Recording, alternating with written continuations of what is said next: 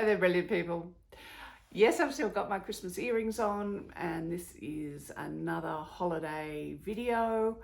So this video is about intuitive gift giving. We put so much money or effort or time into choosing our gifts for people. It would be really wonderful if the gifts that we gave them really did help them connect to their joy, their happiness, and that's where intuitive gift giving comes in. It's very easy for us to choose things that we like to give to people. And however, I'm sure we've all had this experience, it doesn't always kind of land the way that we hoped it would. Because of course, not everybody has our taste. Now, so how do we use our intuition to find perfect gift for someone? Well, I mean, some of it is, I suppose, just logical. If you think about their house or their tastes, or if you think back to something that they said during the year about something that, a book that they'd like to read, or, whatever it is, if you think about that, and then of course, if you give that to them, that's not so much intuitive gift giving as it is thoughtful gift giving, but it works brilliantly, because, as they say, it's the thought that counts. So you want to make sure it's a good thought, because if the thought that went into the present is a fairly crappy thought, well, you've got to wonder how much that actually counts in. Anyway, so on to intuitive gift giving. So with intuitive gift giving, you're actually focused on the other person's energy. If you've done the soul seat work, you want to focus on their soul seat and what makes their soul seat expand. But if you just close your eyes and you focus on them, and you, in your mind's eye, you visualize giving them whatever it is you're thinking about giving them as a gift.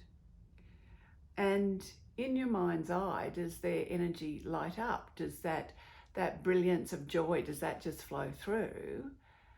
Or not so much. So if you find a present or a gift to give, and you can witness that in your mind, you can see their energy lighting up, there's a much better chance that that is going to be the perfect gift for that person.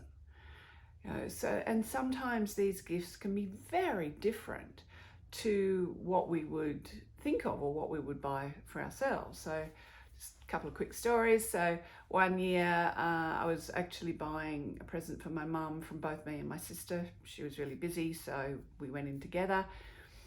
And I just happened to go into one of the shops up in the mountains here where I lived, and there were these cushions, and they were not the kind of cushions that I would buy.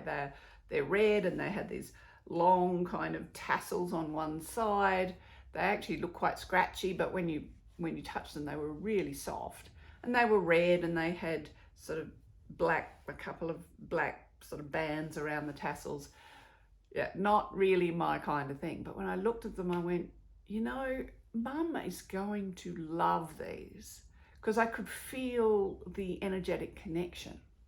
So I bought her a couple of these designer cushions, and when I went down to my sister's, for the dinner for my mum, I think it was actually her birthday rather than Christmas, but whatever it was. Anyway, and my sister looked at them before, we put them in the gift bag and stuff. And my sister looks at me and goes, "Are you sure?" And I said to her, "Yeah, they're not my kind of thing. They're not my sister's kind of thing, but Mum is going to love them." And sure enough, Mum said it was the most stunning thing anyone had ever bought her, because I bought her a present for her, not for me.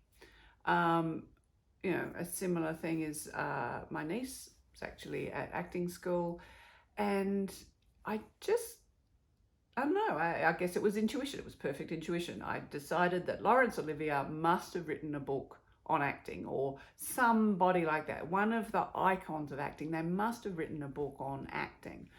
anyway, when I went on to Google to have a look, sure enough, I found there was an old book by Laurence Olivier. But of course, it's way out of stock. There's not so many secondhand books around, bookshops around anymore like there used to be. Couldn't find it online, and I was running out of time anyway. And then, so I just focused on it with my intuition and said, well, this is going to be perfect for it. It has to be somewhere. And then, of course, the thought of a bookshop in a particular place in Sydney. Well, actually, it's King's Cross, if you know the area. And then there's a couple of funny areas down there that you still find old secondhand bookshops there. So I rang them and they had a copy. So yay. And she was blown away. She was so excited. And my sister looks at me and she says, how did you know? It's like, well, intuition. But whereas I use my intuition consciously, my sister not so much. She's got intuition, but she hasn't developed it consciously.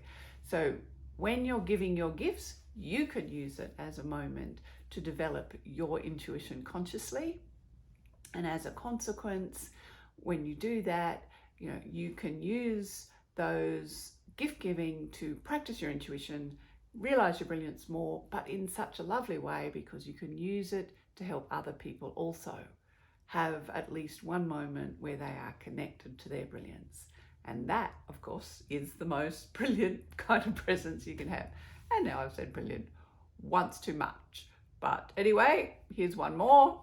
Until next time, remember that you're brilliant.